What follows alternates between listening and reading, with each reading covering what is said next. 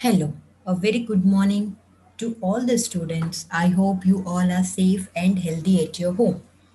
We are left with the only last content of disinvestment policy was the what are the drawbacks, right? What are the drawbacks of disinvestment policy which doesn't work in this policy, right? Only we are left with the drawbacks. We have done all that content rest in the earlier chapter, right? So in the last slide, we have seen what are the progress of the disinvestment policy from 1991 till 2019, and we got this source from the Department of Investment and the Public Asset Management Ministry of Finance, that is Government of India.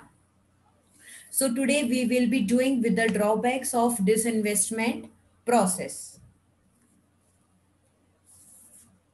So the drawbacks of disinvestment process that is carried out by the government are as follows. First is the hasty and the unplanned.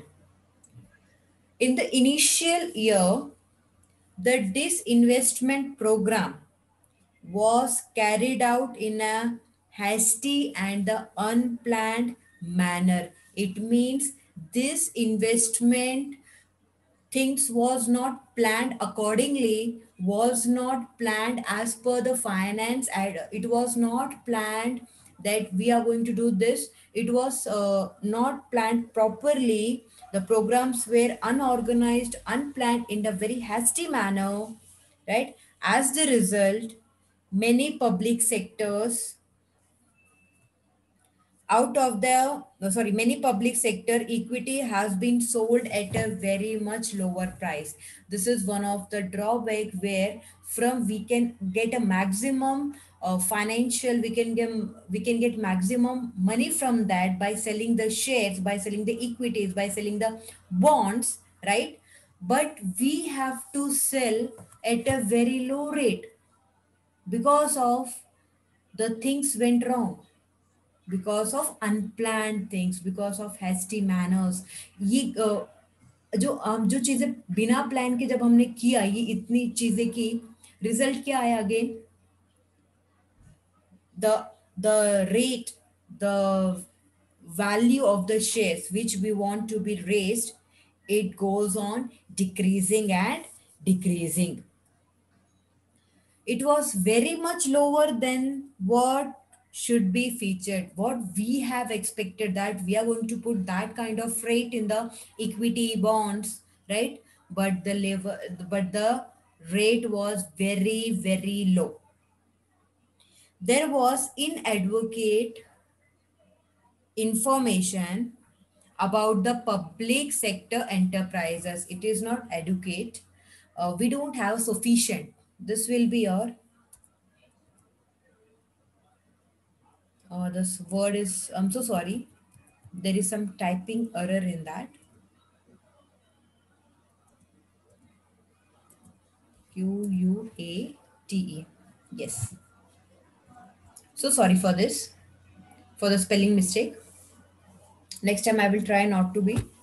There was inadequate information about the public sector enterprises has prevent from the free competition, has been prevented from the competitive and efficient bidding of the shares, a proper agreement between the of the shares.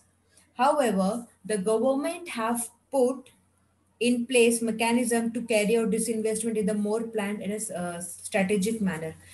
Now government have done, they have planned an mechanism, they have planned a technology, so these shares can be done in a very proper and in a very strategic manner, so that again the value can be increased. But here this part went wrong in a negative way. So we the rate of the shares, the rate of the equity, the rate of the bonds were much lower than what we have expected. Next one. This is one of the first drawback of disinvestment process. Next one. It plays mechanism to carry out the investment in the in a planned and a strategic manner.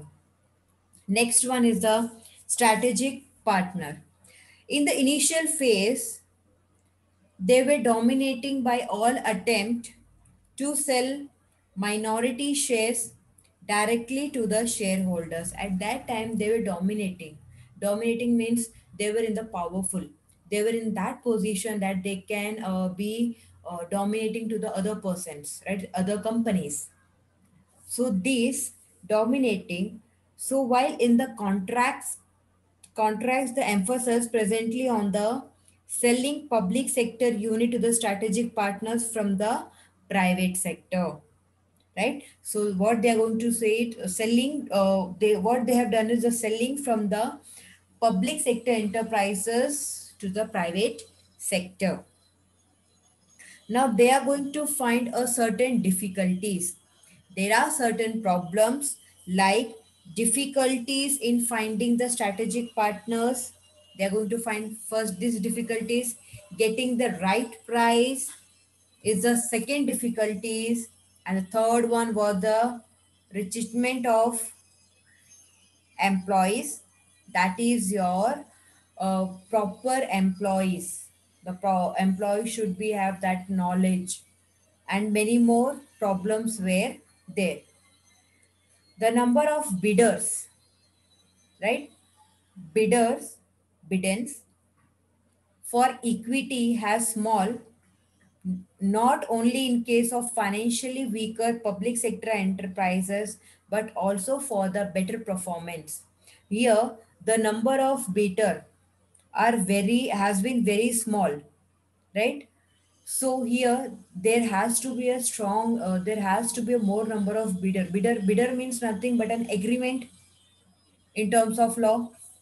So there, these has to be strong in any of the situation, but these went very low in terms of financial as well as in terms of the in terms of the performance of public sector enterprises. So besides this, the government has been compliant financial institutions, UTI and other mutual funds to purchase the equity which has been which has been unloaded through the disinvestment, right? I'm so sorry, why there's a spelling mistake. I think there is some issue in my laptop. I'm so sorry, it's unloaded. So we were doing the last content, that is the government compliant the financial institutions, UTI and other mutual funds to purchase the equity which was being unloaded through this disinvestment. So all these again lead to the low price of the equity share. Again, the price of the equity share, again the price of the bonds has been decreasing. And now currently the government are in the process of offering Air India for the strategic sale, but so far has not found any interested bidders. Bidders हमें मिले ही नहीं है. They are ready to sell Air India so that they can get some finance. They can be getting few because this Air India is one of the public sector enterprises where there is a huge loss. So they are ready to sell that, but they are not getting a proper person. They are not getting a proper stuff to sell that. Next one is government control. In many cases, after the disinvestment process, the government has retained majority stake and continue to have the managing control, right? After uh, after being a part after being the disinvestment, government was in the major stakeholder and they were still continuing to control the functioning of the enterprises, right? So the purpose of disinvestment now serve in such a case. अगर government को अपना control ही कर रहा, so why they have started with the disinvestment process? So if still they are going to control, they are going to take a majority stakeholders, then how this disinvestment is going to be work out? This is not going to work until or unless the government is going to reduce the role. जब तक government अपना role control नहीं करेगा तब तक we won't be able to imply this investment policy successfully. Fourth point over here is reduction in the public sector enterprises. Your public sector enterprises employed around 220 lakh people in 1991 and 92. Peoples or employee, one and the same, because people are going to work in the public sector enterprises, right? So in this 1991, 20 lakhs peoples were employed. Since 1991, several central public sector enterprises has offered voluntary retirement scheme to their employees to reduce the manpower and the cost. In 1991, where we have just introduced an economic policy, in that year they have given actually voluntary retirement to the people so that they can reduce the cost as well as the manpower. Now, this public sector enterprises offering job security and several employee benefit to the employees. Public sector means they are very secure with the job. They don't have to again search a new job. Now they are going to secure, as well as with that security, they are going to provide other benefits to the employee, and the total number of people employed in 2017-18 was 14.26 lakhs, which has been decreased from 1991 to 92. 1991 to 92 was 220 lakhs employees, which has been reduced to 14.26. मतलब 220 किधर 14 किधर, they have reduced. Now in the central public sector enterprises, there are only 14.26 lakhs people employed there with all the benefits, with the secure jobs, with the facilities given by the government to them. Next is the continued deficit. In this disinvestment, again, there is a continuous in the deficit. Despite the fact that disinvestment policy has been adopted since 1991. कभी adopt किया था? We have this policy in the year 1991. The fiscal and the revenue deficit has been raising. We have to raise this deficit, fiscal and revenue deficit. We have to raise. It means we from the losses we have to just uh, uh, move to the profit point. The government has not used the disinvestment proceed to the finance expenditure on the capital account. That is the disinvestment policies has resulted in the revenue expenditure than the capital generation. वहाँ पे revenue expenditure is more than the capital generation. Now the administrative cost of the disinvestment are duly very, very high. That is the higher cost. Then this is again the drawback of your disinvestment policy. Next, sixth one, people concerned. This is an important fact that need of the remembered in the context of disinvestment is that equity of public sector enterprises, right? Equity of public sector enterprises or undertaking belongs to the people. It belongs to the people. If there is an absence, absence means there is nothing absent of the wider national consensus. Merely government decisions of disinvestment is not enough to carry out the sales of the people's asset.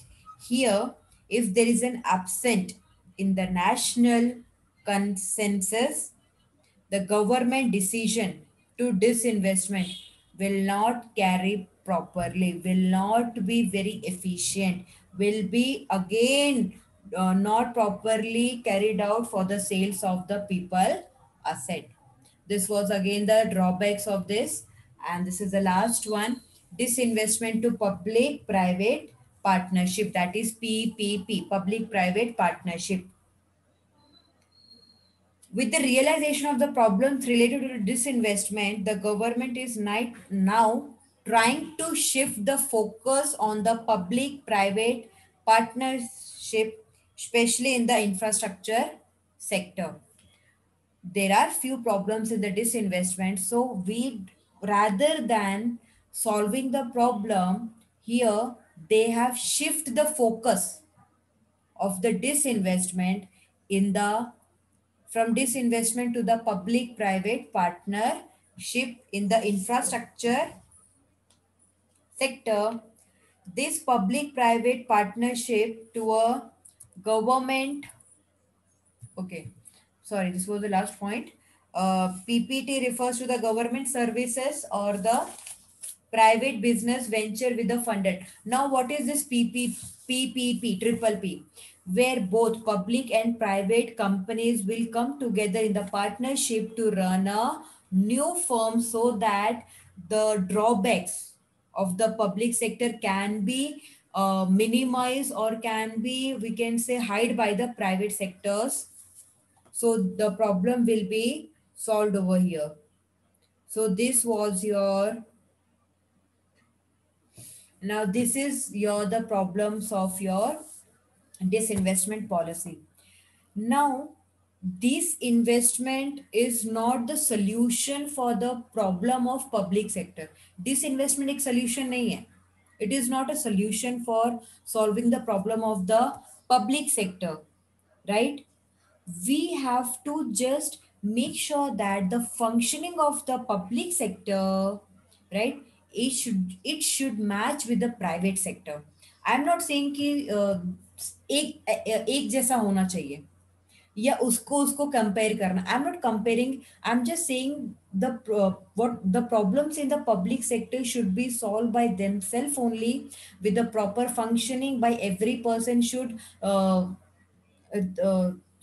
realize their responsibility, their accountability, because once it has been done, the automatically the public sector will be improved. So we have just tried an option, that is disinvestment policy, so that we can remove it, but this is not the ultimate solution for the problem of public sector enterprises. So this was the last topic of the disinvestment policy. Clear? So, in this disinvestment policy, we have seen what is public sector enterprises, what are the problem. Due to that, we have again started the disinvestment policy in 1991 with the privatization, and the objective we have seen with the nine Navratans and mini Ratans, that is nine Ratans which are giving profit to the public sector, and rest the they are giving losses to the public sector enterprises. So we have seen what is there in the disinvestment policy, and last one, the progress we have seen from the year. There is a huge difference in that, but still it is not the proper solution for the public sector enterprises, what problem they are facing it. So this is, we can say, alternative stuff where things can be reduced. Okay, so here your disinvestment chapter has been over. So I'm going to start with the next chapter, that is micro and small enterprises, that is MSE sector, right? In this micro and small enterprises, this, it is a very important sector, but in today's world these sectors are, we can say, give a great contribution to the gross domestic product. See, we are seeing that there is a these are the micro and small enterprises, both small enterprises, but these are the enterprises which are giving a huge impact on the gross domestic product of India. Next, we are going to start with the introduction part. This small sector plays a very important role in the socio-economic development of India. This small sector economy or micro sector economy gives a very important role in the socio-economic development of India. Planners recognized the importance of this sector soon after the independence. They have recognized that these sectors are also very important for the country, but they recognize after the independence, and accordingly, the sector was given a strategic position in the country's industrial policy. And now it is referred as micro and small enterprises sector, that is MSES. Clear? That is MSE. So now we are going to start with the classification and the definition of your small, micro and small enterprises. What is this? How we are going to classify? How we are going to define it? So we are going to start with that. Since independence, small scale unit have been defined on the basis of labor and the capital employed. And there is a fixed capital investment in the certain criteria. So we are going to see how much investment is there in the small and the micro sectors. After independence, these sectors goes under several changes. There are many changes in this sector only after the independence, because after independence these sectors was recognized as a important sector. These sectors was recognized as one of the strategic. They have given this sector as a position where it going to contribute in the economy. So after this, understanding the importance of this sector, there they have changes different function. They have changes different schemes for the small and the micro enterprises.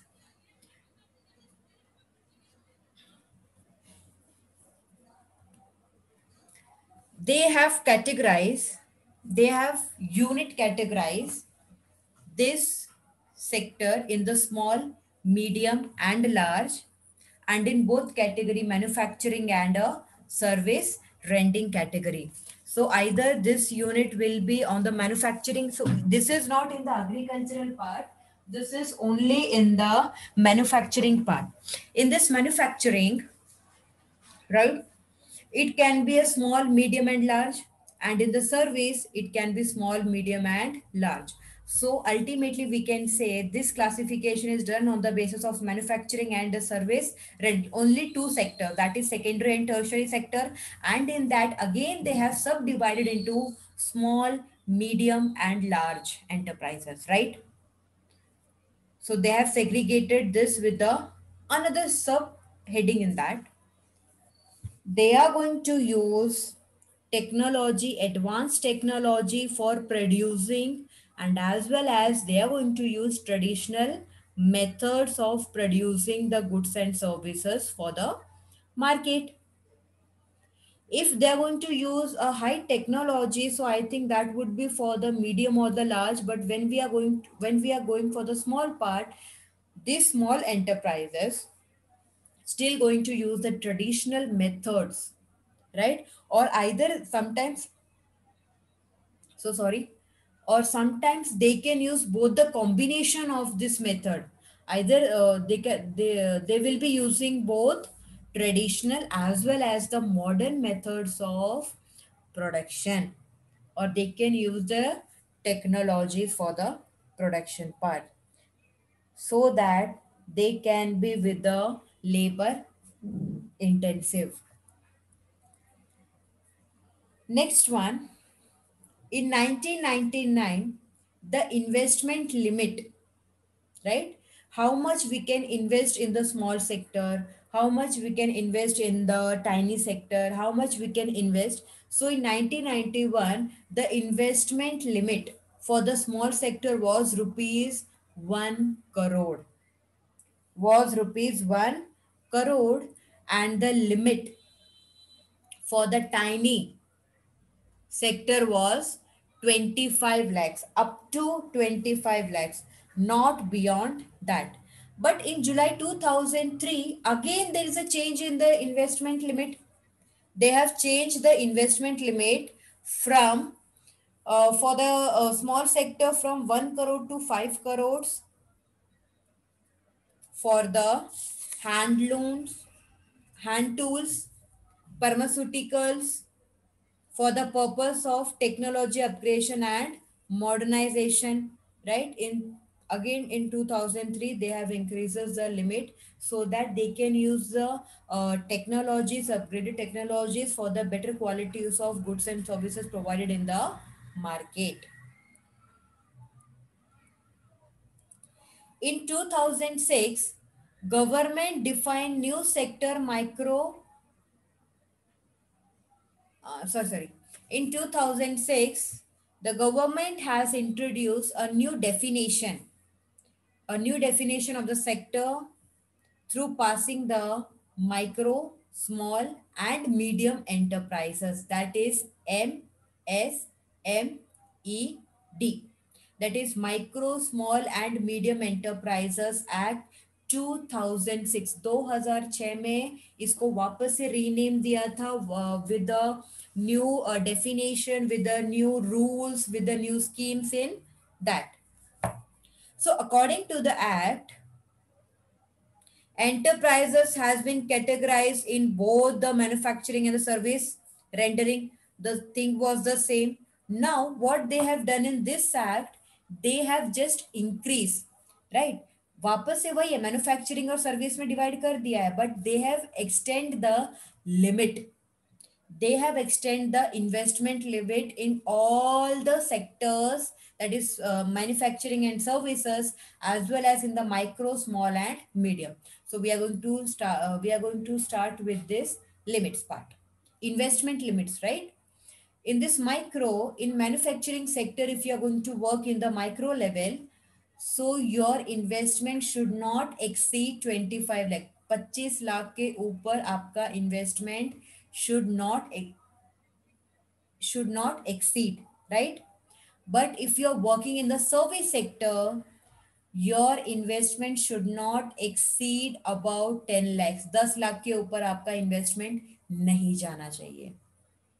Whereas in the small sector and the small scale, we can say they should be more than 25 lakhs, but not exceeding 5 crores.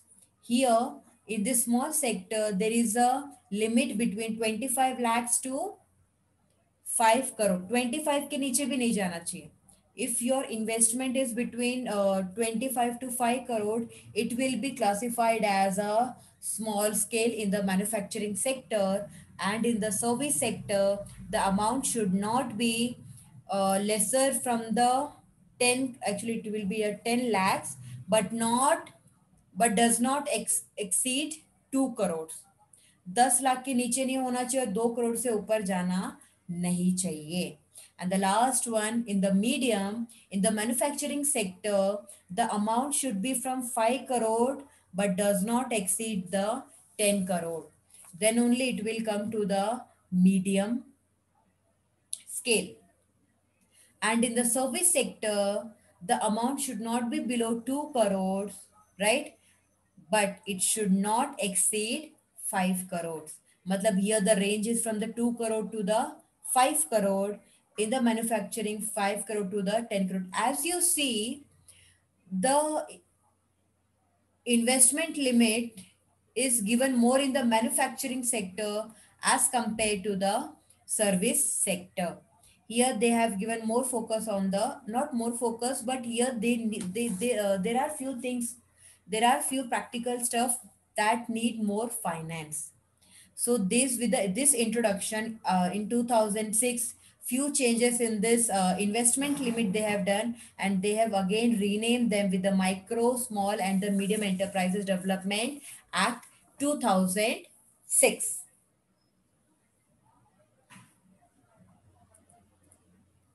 What are the roles or the significance of the micro, small, medium enterprises sector? That is micro, small, medium enterprises. So we are going to start. So as per the national survey, 73rd round during 2015 and 16, ये सर्वे कौन सा था? 73rd सर्वे था. In 2015-16, there were 633.633 double 8 88 lakhs unin, unincorporated non-agricultural micro small medium enterprises, of which अभी इसमें से 36 for the trade, 31% for the manufacturing, 33% for the other services, and 0.3 in the electricity. So they have provided this in terms of this percentage in the different sectors, subsectors. And at lastly, this was 51% of micro, small, medium enterprises in the rural areas. So we are going to start with the first contribution, first role or the significance of micro, small, medium enterprises. That is, as per the contribution to the GDP. First point over here is they are going to contribute to the GDP. What I've explained in the introduction part, that these small and medium enterprises has contributed to the GDP. It is one of the important sectors which give again a important impact on the gross domestic product of India. The number of registered micro, small, medium enterprises were 361.76 lakhs according to the fourth All India Census of Micro, Small, Medium Enterprises in 2006-7 in that academic year. Registration of 361.7 lakhs of this small sector. Then manufacturing enterprises constitute only 31.8 percentage of micro, small, medium enterprises, and the service enterprises account for 68.2 percentage. According to 2017 and 18 annual general report of micro, small, medium enterprises, the sector contribute 28.77% in both combination of manufacturing and services sectors to the total GDP in that 2015 and 16. 2000 according to this report, this sector, this one, micro, small, medium enterprises contribute to the GDP. Their contribution was 28.77 percentage of the total GDP in the year 2015 and 16 in that academic year. The next here is they have generated the employment for the people. The second role for the second importance is they have generated employment generation. The micro, small, medium enterprises sector generally use labor incentives techniques for the production. They prefer labor rather than using the machines. So they have generated employment for the people. Therefore, the capacity to create more employment per additional investment as compared to the last case sector. यहाँ पे ना हम लोग machine के बदले हम labour पे trust करते हैं. हम यहाँ पे these sector, they are labor intensive. They prefer labor as compared to the machineries which we are going to use in the large scale sector. So here there is a very much importance of the labor. About 50%, about 50% of micro, small, medium enterprises are owned by unprevailing groups. Unprevailing groups, right? 50% of it employment has been increased. So in this, as per the 73rd round 2015 and 16, they have employed 55% jobs in the urban areas. Matlab, see how you can see that they have given employment to, through this sector to 11.1 crore peoples, that is 55% of the urban areas. In this 73rd, the national survey, which I have explained you in the introduction part of the role or the significance of the micro, small, and medium enterprises. They have contribution to the export. This sector is more in the export rather than the import. They have given a great contribution to the export part. They are contributing to the Indian export earning through traditional and non-traditional items, right? There are certain traditional items, there are certain non-traditional items in the sectors, but 93 percentage of the export of these sectors come from the non-traditional items, are coming from the non-traditional items, like your so sorry, here again I think there's a problem with my key. Here is the non-traditional items, so sorry for that. Next time I will make sure before presenting I will just see the spelling mistakes and everything. So 93% of export was export in this sector come from the non-traditional items like leather product, ready-made product, garment, sport goods, your kinderware, processed food, chemical, allied products, and engineering goods. So the share of these sectors, right? The share of this sector of the total export was about 10% in the year 1970. From 10% they have increased to 34%. जहाँ पे वो लोग सिर्फ अपना 10% export करते थे from the total export. Now the share has been increased from 10 to 34 from the year 1970 to 2015 and 16. Next one, mobilization of capital and entrepreneur skill. Large scale industries tend to get localized and concentrated in the certain areas, right? जो large scale होते हैं, they are very localized, whereas the micro, small, medium enterprises are more decentralized. They are spread throughout the country. Here they are not going to just select few localities, they are not just going to select few areas for the micro small enterprises. These enterprises have been located in all over the country. They can be better mobilized, untrapped and unused saving of the people. They can be also effectively using the skills of the large number of small enterprises, right? Here they are going to encourage the competitiveness, they are going to promote the spirit of enterprises, they are very encouraged for the risk taking and innovations.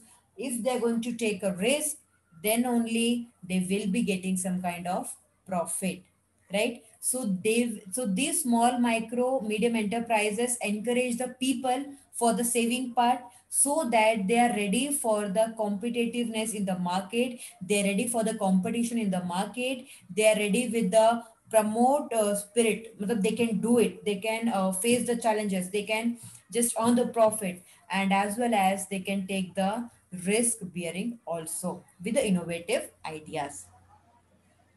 Next one, equitable distribution of income and wealth. It is argued that large scale industries generally lead to the increase in the income inequality concentrated in the economic power. Here, what they have said over here is, here large scale enterprises are again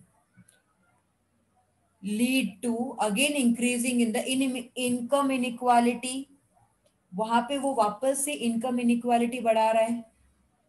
They are promoting income inequality, which is again your, they are concentrating on the economic power. Micro, small, medium enterprises bring more equitable distribution of the national income and wealth. Here, they are going to generate employment to the people. Here, they are going to reduce the income inequality, which has been increased from the sector economy, right? Large scale industries, so they have increased the income inequality. Now this micro, small, medium enterprises is going to decrease that income inequality by generating more and more employment. They are going to provide high potentials to the people. They can generate employment for the people, so the people inequality can reduce and there would be a better income distribution in the economy. Next, sixth point is the regional dispersal of industries. The growth pattern of large scale industries shows concentration in the few states like Maharashtra, West Bengal, Tamil Nadu, and Gujarat. Beside this state, they tend to get localized in the certain areas, right? This is what about your large sectors, locality wise, localized wise, and with this state they are very strong. On the other hand, when we are going to say about micro, small, medium enterprises, they are spread all over the country. They have set up, sorry, they have set up to meet local needs and make use of locally available resources. And about 55% of registrations were located in the rural areas for micro, small, medium enterprises. So it is a huge, we can say, impact of in the rural area by generating the employment through this sector. These sectors support to the large scale industries. A large number of micro, small, medium enterprises assist assist to the large scale industries. This large scale industry manufacturer benefit from this sector, from which sector? Micro, small, medium enterprises, through the supply of components, through the supply of spare parts, intermediate goods, and support price like processing, maintenance. So many small unit produce goods on behalf of large unit through the system of loan licensing. ठीक है, loan license. So they are going to again this small medium, sorry, micro, small, medium enterprises again is going to be helped to the this, we can say, somewhere this large scale industry somewhere partially depend upon the medium, small, micro enterprises. Okay, and the last one is over here is the support to the agricultural sector.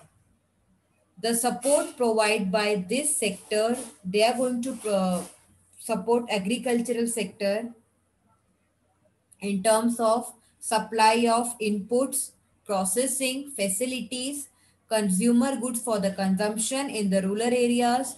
This rural based these rural based cottage industries provide employment to the surplus labor from the agricultural, and somewhere or the other they are going to reduce the problem of seasonal unemployment by giving them employment in that period where they were unemployed due to seasonal products. So again, they are going to help the agricultural sector by providing the employment to the farmers in the unseasonal, right? And as well as they are going to provide them the input processing facilities, consumer goods for the consumption in the rural areas. These are the roles and the significance of micro, small, medium enterprises. I hope you are clear with this content. If you have any doubt, let me know. So thank you so much. God bless you all. Stay safe, stay healthy at your home.